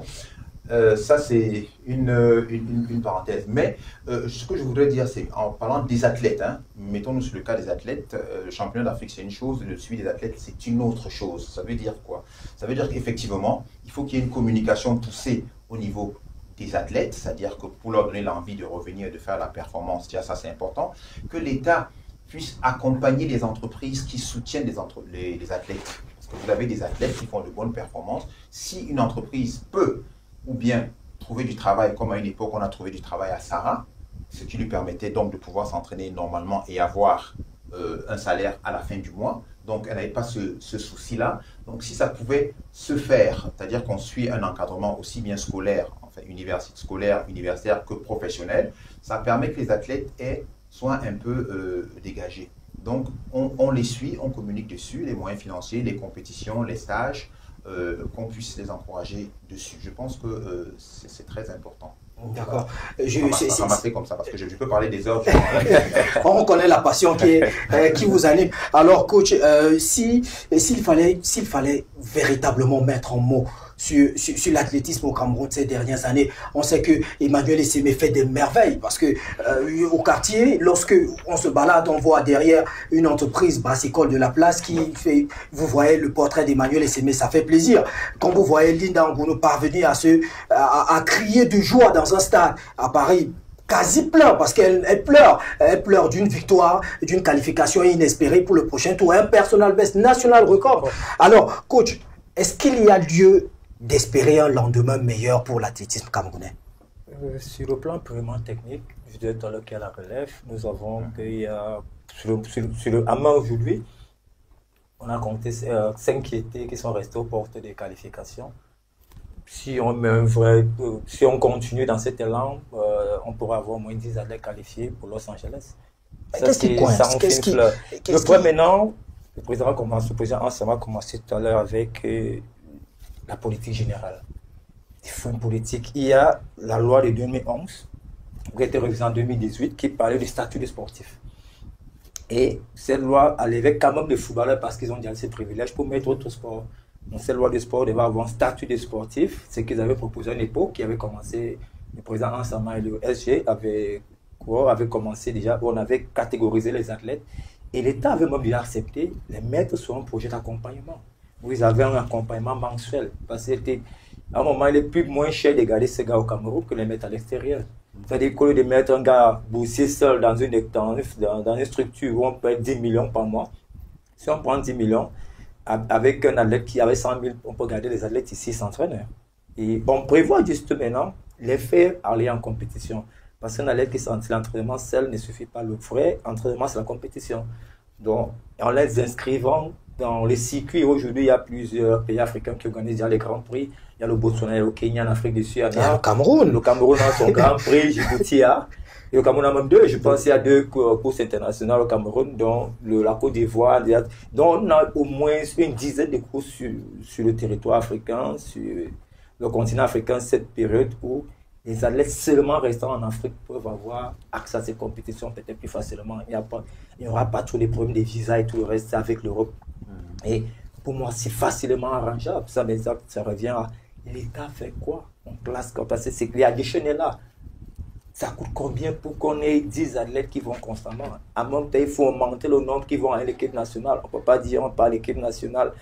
On vous limite à 10 places. On va à une compétition, on dit 10 places, gâteaux et filles confondus. Il faut qu'on mette une équipe nationale féminin et masculin. On dit, il faut partir. Bon, on va prendre comme une équipe de handball. Vous donnez 14 garçons, 14 filles. C'est comme ça qu'on commence à aller. C'est là où on pourra intégrer les jeunes montants qui vont commencer à faire les classes. Il faut amener les jeunes en compétition pour qu'ils commencent à s'habituer à la compétition. Parce qu'on découvre l'esprit de la compétition étant en compétition. On ne le découvre pas en étant à la maison. Il faut aller en compétition. 2 sont les infrastructures. Nous n'avons pas accès aux infrastructures. je menace ça que aisément qu'ils viennent à Douala, passer sur Douala, par exemple, travailler à Douala. Et on n'a pas accès aux pistes. La piste de Bépanda étant encore en chantier, le traité de Japoma nous crée des misères. Il ne veut même pas laisser la piste. Et entre-temps, la piste s'est endommagée. La piste du stade annexe n'est presque plus praticable. Le stade annexe de Japoma n'est plus praticable. Le directeur refuse de donner accès. Il demande les montants colossaux qu'on ne peut pas imaginer. Mais la piste, comme toute infrastructure, moins on l'utilise, plus vite elle se détériore. C'est un matériel synthétique qui a besoin de cette énergie humaine qu'on vient canaliser. Au plus que vous tapez là, cette énergie kinétique pour réussir à le maintenir. Donc, le fait qu'on ne l'utilise pas l'endommage encore plus rapidement. Donc, les athlètes aujourd'hui, à 70%, on les paye au stick ou le lombager. Parce que l'infrastructure sur laquelle on travaille n'est pas de bonne qualité. Et ça met beaucoup d'athlètes hors circuit, avant même qu'ils ne produisent des performances qui sont prévues, qui sont la capacité de produire. Donc les entraîneurs font les baisses, mais le manque d'infrastructures devient tout problème. Donc l'État encore, qui est le propriétaire des infrastructures, doit tout faire pour rendre ces infrastructures accessibles aux athlètes. Parce que si on ne travaille pas sur le synthétique qu'on appelle le tatan, tu ne peux pas faire une séance et tu ne peux pas vouloir découvrir la pointe seulement le jour de la compétition. C'est compliqué. Tu ne peux pas mettre la pointe seulement le jour de la compétition. Tu dois faire des virages dans tous les couloirs pour ceux qui font les courses en virage sans avoir les sensations qu'on a seulement avec la pointe. Et il faut le répéter aux entraînements. D'accord. Si on revient à la loi des finances, on peut être là l'accompagnement.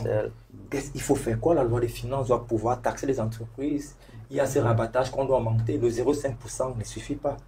On doit pousser les mairies qui ont un gros budget. Le volet social, c'est quoi? Accompagner tous les mairies ou bien et les présidents des régions doivent pouvoir accompagner le sport et quitter du football et rentrer dans d'autres sports. Telle mairie, il y a les mairies dans Yaoundé, il y a la communauté urbaine, le président de la ville qui doit pouvoir mettre un budget pour accompagner ces athlètes d'élite. C'est-à-dire qu'on doit décentraliser. Tout le monde ne doit pas rester au niveau du ministère. Parce que le ministère étant surchargé, il doit déléguer les fonctions à tous. Là, vous essayez de défoncer une porte. Non, je ne défonce pas, non. C'est très important. C'est très important. Cette structure récolte beaucoup d'argent des Camerounais, mais on ne voit pas l'autre partie. Il ne faut pas qu'il y a beaucoup d'argent beaucoup de taxes qui sont payées, mais il faut que ça accompagne. C'est un volet social. Parce qu'il ne faut pas oublier, la promotion du sport, c'est une activité sociale. La promotion du sport au Cameroun, professionnel, comme était conçu dans le Cameroun à l'époque coloniale, c'était du social. C'était à lever les gens de la rue, les mettre dans une activité formelle, pouvant les amener à être les citoyens responsables. D'accord. Ça, je le prends de la lettre du gouverneur général de la France en 1949, qui disait, mettez le sport dans les écoles comme une matière et créer les stades, tout était les stades, tout sont tous les écoles étant le marché pour avoir moins de délinquants. Donc, le volet social, il faut tuer la condition pour occuper la jeunesse. Occuper la jeunesse en les faisant toujours. Aujourd'hui, c'est le même travail qui continue à les fédérations. Et ce n'est pas seulement le ministère des Sports qui doit accompagner. Alors, avec vous, on va faire, vous me permettez, une petite chronologie. 2018, championnat d'Afrique à Saba. Il y a 22 athlètes qui participent. Parmi lesquels Idriss José Leleu, il y a Emmanuel Essimé, il y a Yingra Apollinaire. Vous comprenez pourquoi je cite ces noms. Il y a Takougoum Billy, il y a Jean Tassius Batambok, il y a Mayak de Marseille, il y a Adrien Vichy Zedon, pour ne citer, il y a Tendap Aboubakar Sidi. Si je cite ces noms, c'est bel et bien parce que quelques années plus tard, Emmanuel Essimé, qui était de cette cuvée, est le premier homme camerounais à courir sous les 10 secondes. Yingra Apollinaire, quelques années plus tard, 3 ans plus tard, 4 ans plus tard, il vient gagner les Jeux de la francophonie 2023 à Kinshasa avec 7,99 m. Je crois que c'est la deuxième meilleure performance du Cameroun après celle de Mayak réalisée à Bafoussam à Kouékon. Vous avez dans cette mêlée, vous avez Kwemi Tchomfa Raymond que j'ai oublié de citer, qui lui également est médaillé lors de cette édition à Kinshasa, mais en plus qui est médaillé au Cameroun dans une discipline de triple saut qui vient un peu plus gargariser la JBCR du Cameroun en termes de médailles. Alors LG, si je prends cette période de 2018-2024, il y a eu, si on ne prend que cette période, il y a eu une sorte d'évolution de l'athlétisme au Cameroun, contrairement à ce que X ou Y peut penser concrètement. Oui, Idriss, on sent que c'est le témoin de l'histoire parce que il y a un programme qui a été mis en place qui a été, il faut toujours remettre à César ce qui appartient à César. Mais coach, il faut rappeler que lors de cette expédition, en 2018, il y avait eu une seule médaille. À Bessolo Bivina. Oui. Je me rappelle encore des commentaires voilà, qui... Je vais un peu expliquer. En fait, avant que de revenir sur cette période qui est le déclenchement en fait, de la nouvelle équipe d'athlétisme du Cameroun, mais avant, il ne faut pas occulter la période de 2014, parce qu'il y a eu un boom à partir des championnats d'Afrique à Rabat, où on explosait. On a Bumi Sandrine qui remporte le 14 mètres, qui devient la 6e africaine à réaliser 14 mètres. Il y a Oriol Dogmo qui est médaillé d'or également au lancer de poids. C'est-à-dire que la délégation du Cameroun, qui avait 12 membres, jusqu'à l'avant-dernière journée, n'avait aucune médaille. Alors, mais nous avons dit au président Kakaba, qui est venu rendre visite, pour dire que la dernière journée est celle de nos athlètes. Parce que nous avions Dogmo Oriol, qui était potentiellement médaille d'argent, mais qui a explosé, qui est passé médaille d'or. Nous avions Djumessi Fernand, qui était au combat avec le Botswanais au saut en hauteur. Donc, qui prend également, malheureusement, une médaille d'argent. Mais il y a Ngongwa Sara, également, au triple saut, qui fait médaille de bronze, parce que Bumi Sandrine fait médaille d'or. Bumi Sandrine fait médaille d'argent au saut en longueur. Et donc, ça fait qu'il y a eu cette équipe-là, c'est-à-dire à savoir les trois filles et Djumessi Fernand, qui deviennent un peu des ténors de cette équipe-là jusqu'en 2018. Et commençant à vieillir. Donc, nous avons donc eu la chance d'avoir un directeur des sports qui nous a écoutés. Donc, nous avons monté un programme demandant au ministère de nous permettre d'envoyer une équipe de 25 athlètes à Sabah, au championnat d'Afrique. Et que nous qu'on n'attende pas les médailles d'or, mais qu'on laisse cette équipe-là mûrir. Et c'est donc dans cette équipe, c'est pour ça que nous avons pu avoir toute une équipe. Il y avait même des jeunes, il y avait Gagné Raphaël, hier Apollinaire qu'on allait prendre, qui sortait des championnats des jeunes. Il y avait aussi une jeune sauteuse. Il y avait également une jeune sauteuse qui était là. Il y avait Mafonga aussi il y avait Anguno Linda qu'on a éjecté. Donc, en fait, ce qu'on voit là-dedans, c'est que nous avons eu une seule médaille, une médaille d'argent. Là, parce que Abessolo Bivina fait quelque chose d'extraordinaire. Elle talonne Talou. Marie-Josée Talou. Et ce qui était extraordinaire, c'est de voir le nombre de finalistes. C'est là où moi je disais aux directeurs des sports, nous sommes satisfaits au vu du nombre de finalistes. Parce que les gens n'avaient pas encore compris le décollage de l'athlétisme africain. Aujourd'hui, les championnats d'Afrique, c'est des championnats du monde. Vous convenez avec moi? Les championnats d'Afrique, c'est les championnats du monde. Déjà avant, c'était du 800 au 10 000, une affaire africaine. Aujourd'hui, les Africains, c'est maintenant du 100 mètres. C'est quand vous avez un athlète qui vous remporte une médaille d'argent aujourd'hui au championnat d'Afrique, ça, il faut dire chapeau, parce qu'il y a toujours le niveau est très élevé. Et ceci se vérifie donc en embrayant pour dire que lorsque nous arrivons donc à cette équipe de 2018, et puis donc il y a eu Maurice. Il y a eu Maurice où ces athlètes commencent à monter et c'est même vice-champion d'Afrique sur 200. Kossé Ndaré médaille de bronze au triple saut. Donc on voit les Kwemi, tous sont encore en finale. Donc c'est pour ça que après les championnats de Maurice, nous tombons directement sur les Jeux de la francophonie. Et vous avez vu le résultat, ils ont explosé parce que d'aucuns diraient que non, c'est parce qu'il y avait des absents. Non. Que même le niveau de la compétition. Non, il fallait regarder. En fait, moi je dis, il fallait regarder tous ceux qui ont remporté des médailles d'or. Il fallait comparer leurs performances aux performances des athlètes français. À l'époque, quand Yera gagne à 7,99, le meilleur français, et à 7,87. Hein?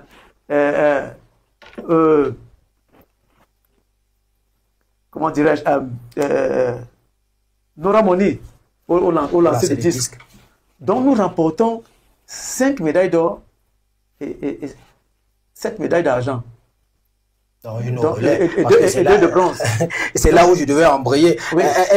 Et donc, je voulais dire que, en fait, ce qui fait à ce que les gens n'ont pas, je vais vous renvoyer dans le programme le site de World Athletics, et pour montrer la force de l'athlétisme camerounais aujourd'hui. À la grande époque, qui part de 2004 jusqu'à 2009, c'est-à-dire que où il y avait eu les Mani Lioni, Françoise Bango, Mireille Guimgo, Joseph Batandon,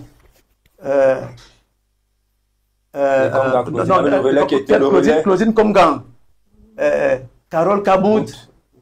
Donc, vous voyez, vous regardez le classement mondial, les athlètes camerounais qui étaient dans le top 100, je vous mets au défi, qui étaient dans le top 100 du classement mondial. Vous regardez le nombre d'athlètes camerounais qui étaient dans le top 100. Vous prenez aller aujourd'hui en 2024, vous regardez le nombre d'athlètes camerounais qui sont dans le top 100. Maintenant, je veux encore plus bas, dans le top 50. Quand au sortir de cette émission, vous pourrez regarder, vous regardez le nombre d'athlètes camerounais. Rassurez-vous. Je vous dis que vous serez surpris. Vous serez surpris que, donc pour voir, en fait, je veux dire que les gens ont tiré sur le championnat d'Afrique à Japomaro. C'est vrai que nous, on comptait avoir au moins 3 médailles d'or, au vu du potentiel qu'on avait. Bon, vous savez, il y a des jours sans. Avec tout ce qu'il y a eu, il y a des jours sans, parce que Anne-Suzanne, qui est 16e mondial aujourd'hui, triple saut, c'était médaille d'or, ça c'était sûr. Adel Mafungang qui a sa 3e année de détathlon avec des résultats, c'était médaille d'or. Emmanuel Essémé, c'est un cheveu. Sachant que quand on n'a pas vu son concurrent, Tebogo et également... Ah, tu sais, c'est... Non, Ferdinand Omanyala. Donc c'était pour gagner. Donc en fait, on avait Yingra Apollinaire qui tutoyait le saut en longueur. Donc, on a eu, c'était un jour sans, c'est ça qu'on a eu. On a eu, mais on se satisfait, même si on voulait au moins les 3 médailles d'or, que les enfants ont eu 3 médailles d'argent Ok, Président, je reviens vers vous. Donc, pour terminer, pour dire que, je voulais dire que, en fait, le niveau de l'athlétisme africain permet aujourd'hui, en fait, donne l'impression que l'athlétisme camerounais, quand on regarde les championnats d'Afrique, que c'est pas ça. Mais lorsque vous regardez donc dans les compétitions multidisciplinaires, c'est-à-dire à savoir les Jeux de la francophonie, les Jeux islamiques, les Jeux africains, les Jeux africains, vous voyez, c'est là que vous voyez la force des athlètes camerounais. Bon, et puis donc, pour dire que après, maintenant, il y a aussi à la fin, il faut dire que il faut tirer le chapeau à nos athlètes. Parce que le système de qualification aux Jeux Olympiques aujourd'hui est devenu hyper compliqué. Parce que vous avez beau faire, vous avez les minima et vous avez le classement mondial. D'accord, d'accord. Président, aujourd'hui, avec vous, j'aimerais qu'on aborde une question vraiment pour sortir, mais très technique. Vous avez Emmanuel Essémé qui vous court en 9 secondes. Vous avez Itungue qui était capable de vous courir en 10 secondes 13. Vous avez Ngangele 10 secondes 25. Vous avez Ibrahima Amayadi 10 secondes 27 l'année dernière, je crois au meeting régional de la Diamond League, de la Golden League. Vous avez Idriss José Lélé qui a personnel best à 10,49. Vous avez comme ça, même Kouimi Raymond, je peux prendre même Dame, dernièrement, hier, samedi, qui nous a couru en 10,60.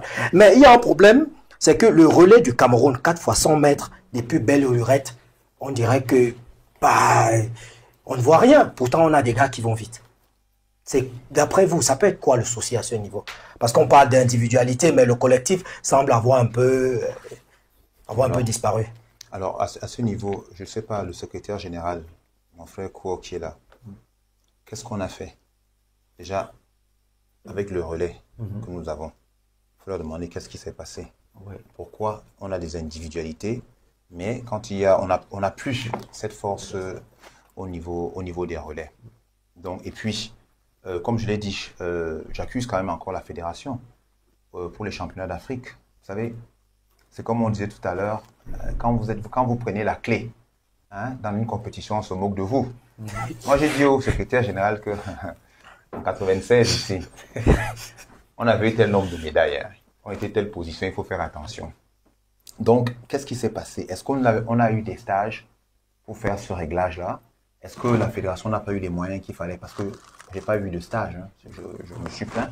Il n'y a pas eu des stages d'athlètes pour ce regroupement. Maintenant, ce que je veux dire, c'est que toutes ces individualités, monsieur le secrétaire général, qui est très persuasif avec le ministre des Sports, vous prenez votre chaise, vous allez vous asseoir devant le bureau du ministre, vous dites que vous ne bougez pas de là, tant que ces athlètes-là ne vont pas bénéficier des regroupements permanents, qu'on les mette en stage, qu'on leur donne des bons moyens et qu'ils travaillent ensemble. Parce que le relais, c'est quelque chose qui se travaille. À un moment donné, nous, quand on faisait le relais, là, il y a le feeling. C'est-à-dire que quand côté Charles me voyait arriver, même comme j'étais une charrette, ça veut dire que j'allais doucement, mais quand il me voyait arriver, ça veut dire que la manière dont je posais mon pied, il savait que c'est à ce moment qu'il doit partir. Donc, il y a une communication qui se passait.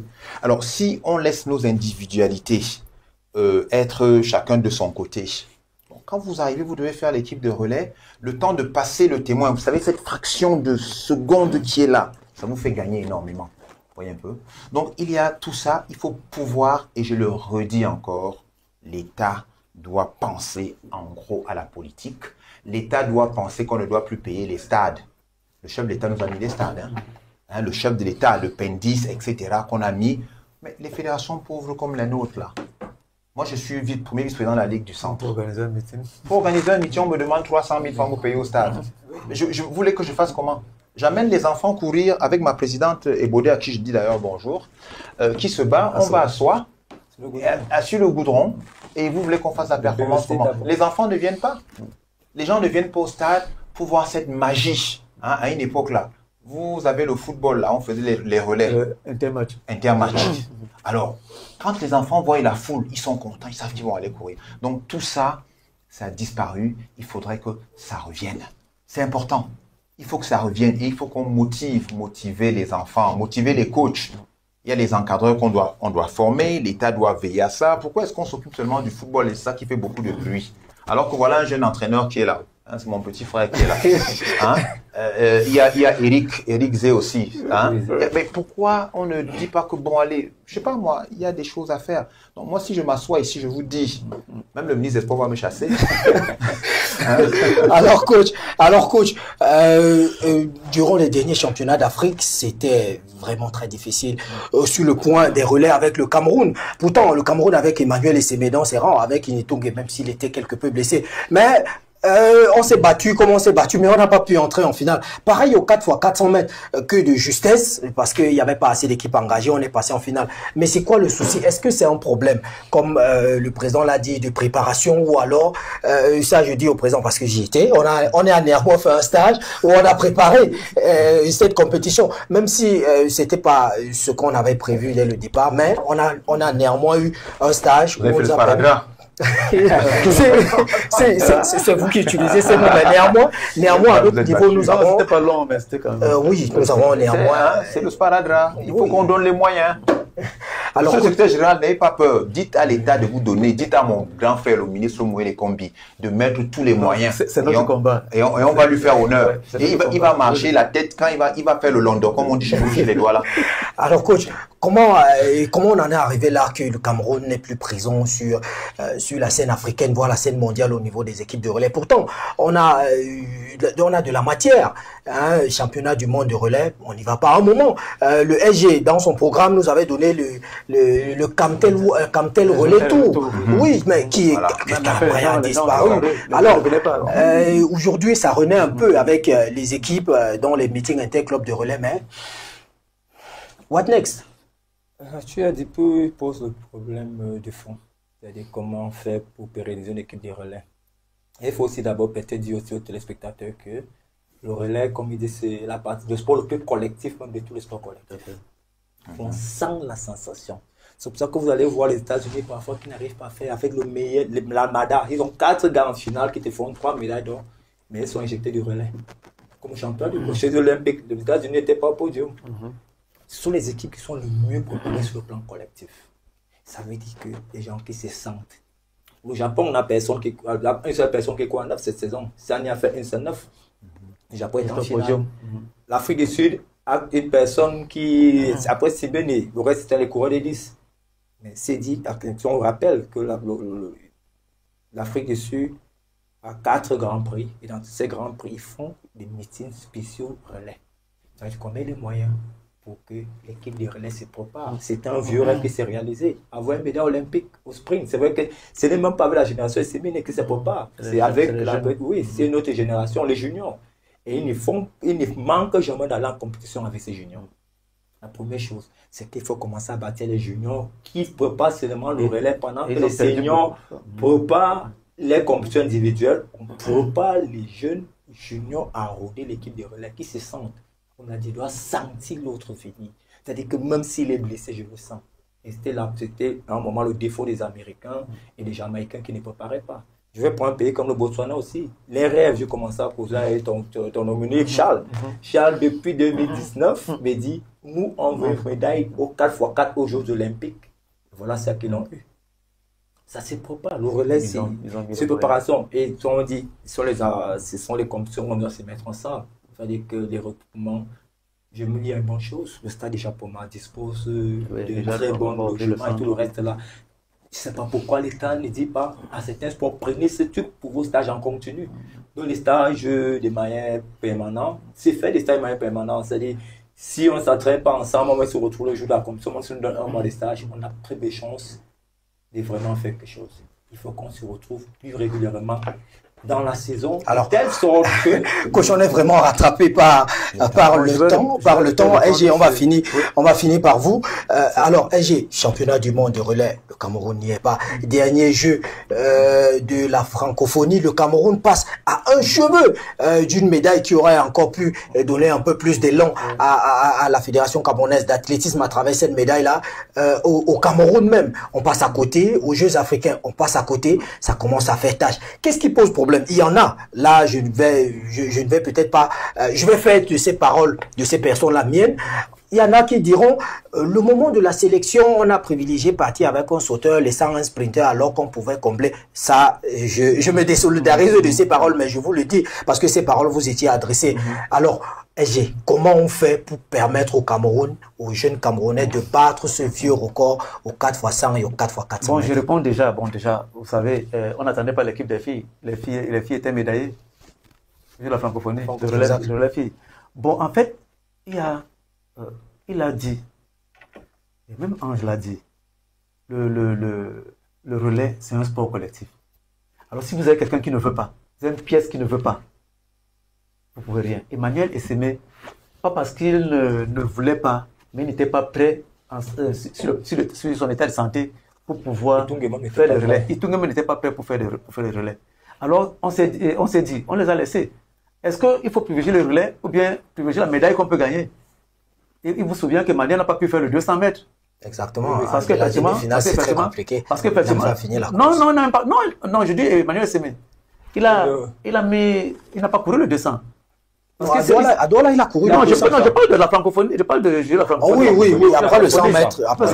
Il a arrêté parce qu'effectivement, il sortait de blessure. Alors, je peux vous dire que quand Emmanuel va courir la finale du 100 mètres, moi, je savais ce qu'il avait. Quand je l'ai vu se tirer, j'ai dit, oh Seigneur, non. Parce que c'est ce qu'il a eu à Budapest.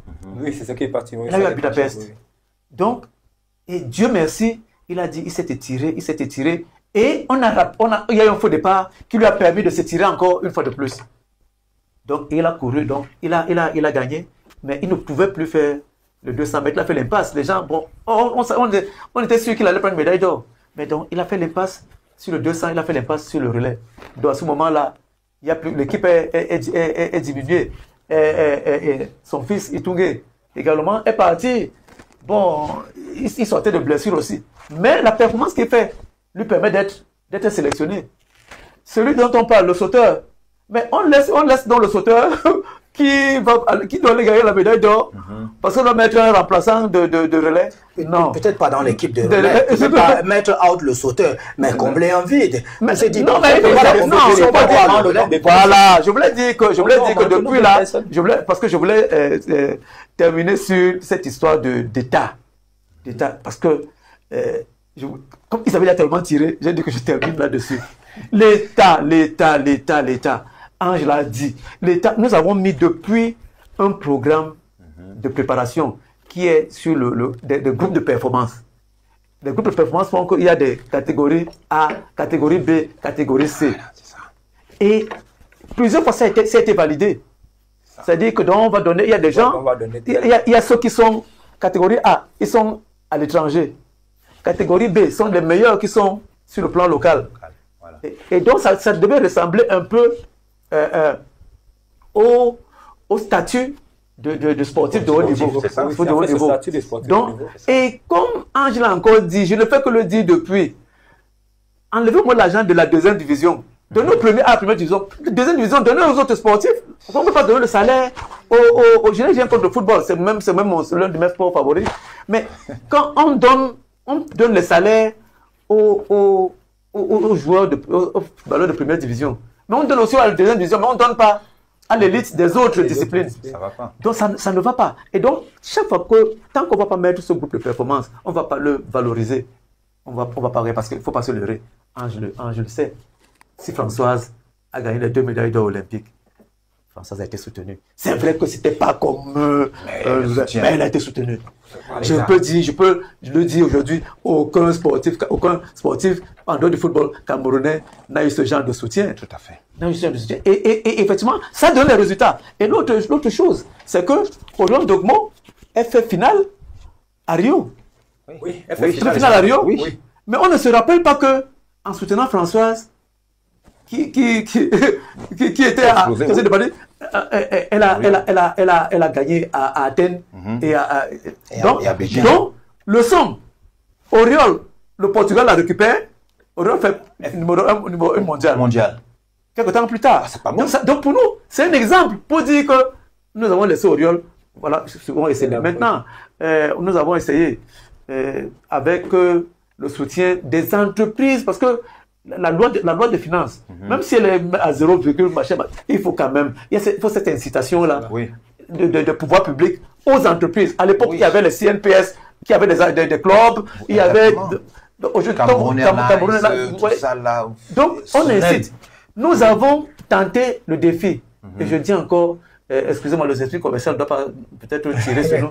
Je dis, je suis allé vers le directeur marketing de UCB, qui est un ami, qui est venu regarder SME ce jour-là à Japoma. Il a dit, bon, nous pouvons tenter. Ils ont mis les moyens. Voilà ce que ça donne aujourd'hui. Voilà. Donc ça veut dire que si l'État, ce n'est pas une entreprise d'État, c'est une entreprise privée. Oui. Si l'État amène des entreprises publiques pour soutenir nos athlètes, je peux vous dire que ce que Etungue fait, c'est exceptionnel. Aujourd'hui, nous avons les Mafogan. Mafogan est à deux ans plein d'hommes maintenant d'heptathlon. C'est déjà la meilleure en Afrique aujourd'hui. Il faut soutenir. Et ces athlètes sont pleins. Donc, comme il a dit, tant que l'État ne soutient pas, on va encore aller. C'est-à-dire que puisque tu vas aller soutenir, si tu donnes l'argent à SME, tu vas donner combien? Tu ne pourras pas tenir. Tu vas donner combien à Ganguele? Tu vas donner. Donc, il faut que l'État puisse prendre ses responsabilités et soutenir le mouvement sportif. Je peux vous dire que nous allons encore avoir... bon, François, c'était une extraterrestre. C'était une extraterrestre. Bon, mais il n'est pas exclu que nous puissions avoir... Le Botswana, c'est pourquoi on ne peut pas. Oui, le Botswana a mis les moyens. Il parlait du Grand Prix Gold du Botswana. Bon, c'est vrai que le Grand Prix Gold, il a ses dangers. C'est que vous avez droit à un seul couloir. C'est pour ça que notre silver là nous permet quand même d'avoir plus de personnes. Parce que quand c'est Gold, il ne nous appartient plus. C'est l'élite mondiale. Et on vous donne un couloir, vous allez voir comment le Botswana va courir. Si au 100 mètres là, il y aura 2 personnes. Non, Tebogo sera seul. Et puis bon, les autres. Mais surtout, comme tu as dit, encourager nos athlètes parce que la plus grande difficulté de l'Afrique, c'est les transports. C'est les transports. On a beau avoir les meetings en Afrique. Le billet d'avion que tu vas prendre pour aller à Paris sera moins coûteux que le billet d'avion pour aller à Dakar. Dakar, tout à fait. Donc ça veut dire qu'en même temps, il faut cet accompagnement-là. Mais et moi, je prends bien, je suis trop fier de ce que mes frères ont donné comme idée. Et je les prends bien. Mon frère, il sait que quand il fait la plus belle ligue, parce qu'il n'y a que Nancap qui pouvait rivaliser dans la Ligue du Littoral. À l'époque, quand nous on courait encore, quand il prend la Ligue du Centre, et il sait bien qu'on essayait de travailler ensemble tout à fait. Chaque fois pour essayer de trouver des idées comment soutenir les athlètes. Parce qu'il y a investi, et quand il parle toujours souvent de clubs qui prennent l'avion, bon, il se vend des athlètes prennent l'avion pour aller à Douala. Bon, donc c'était aussi ça qui faisait la fierté de l'athlétisme, parce que on essayait de soutenir. On était un groupe, donc il faut que ce groupe-là puisse soutenir. Merci, merci. Chers téléspectateurs, nous espérons que vous avez passé un très bon moment en notre compagnie, que vous avez surtout un peu appris de ce que c'est que l'athlétisme au Cameroun. Il y a tellement de talents au Cameroun, en ne plus savoir quoi faire. Mais ces talents-là ont besoin de vous, ces talents ont besoin de visibilité, ces talents ont besoin que lors des meetings, que vous soyez là. Le rendez-vous est donné ce samedi. Pour ceux qui ne peuvent pas être à Boya, vous pourrez être devant vos petits écrans pour encourager tous ces athlètes camerounais et étrangers à franchir le char des dieux, aller à l'affront des chars des dieux. Et d'ici à la Wafrika Sport Time, c'est terminé pour aujourd'hui. Messieurs, merci docteur. Merci d'avoir accepté notre invitation. Merci. C'est un plaisir. C'est un plaisir toujours d'échanger avec vous. C'est toujours gratifiant, président. C'est la première fois et je vous dis, j'espère que ce ne sera pas la dernière, parce que vous, pour moi, vous êtes une personne ressource que j'aimerais bien avoir à l'avenir. J'espère qu'on aura le temps de faire une découverte spéciale en Jeu Samba, parce que vous avez tellement à dire, tellement à prendre à la jeunesse, tellement à donner à cette jeunesse-là qui peut-être ne vous connaissent pas. Le SG, ça on le connaît, le coach on le connaît, mais il y a plein de ces athlètes qui ne savent pas qui est véritablement Ange Sama, est-ce qu'il a apporté dans l'athlétisme. Il a été athlète. Exactement. Donc on prend le rendez-vous la semaine prochaine, même heure, même chaîne. Et d'ici à là, portez-vous bien, sportivement vôtre.